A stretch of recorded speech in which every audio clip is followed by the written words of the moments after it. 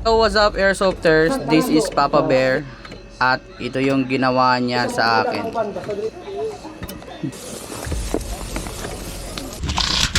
Hit! Hit! Hit! Hit! Hit! Hit! Hit! Hit! Hit!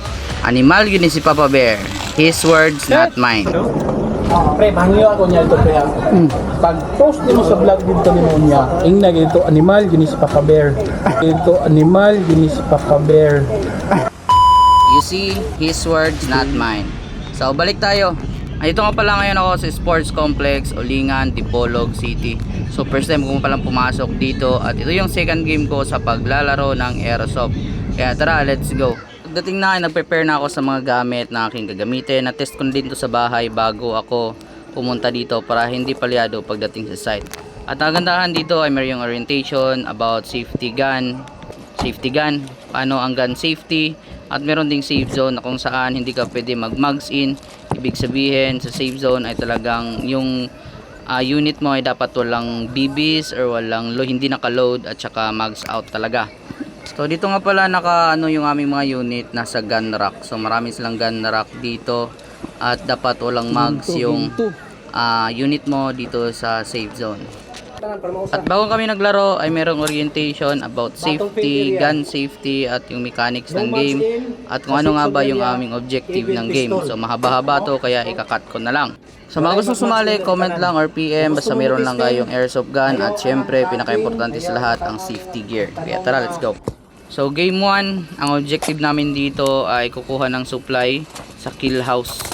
So bali CQB, para siyang CQB style kasi sobrang lapit lang namin.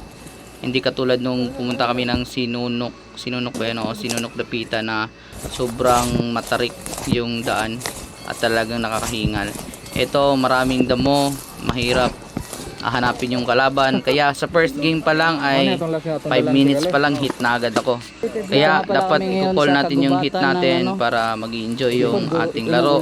Dapat honest na din tayo sa ating sarili, di ba? So dapat honest hit.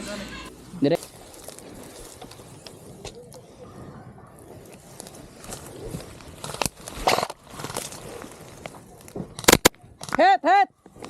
So shoutout nga pala kay sir na nakahit sa akin, na headshot nga pala ako. Hindi naman ako natamaan sa mukha pero na headshot ako doon sa helmet. Hindi naman masakit pero dapat call natin yung hit natin para mag-enjoy tayo sa laro. Tsaka mags out papunta ng ng safe zone.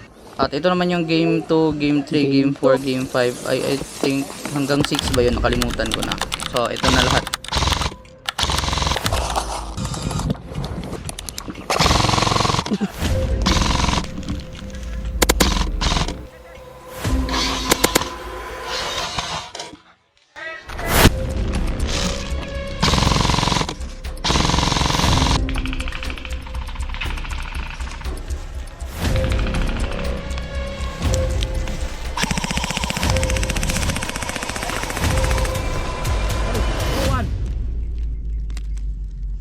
Tuwan to.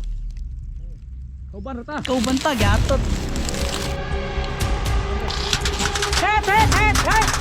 Hit! Hit!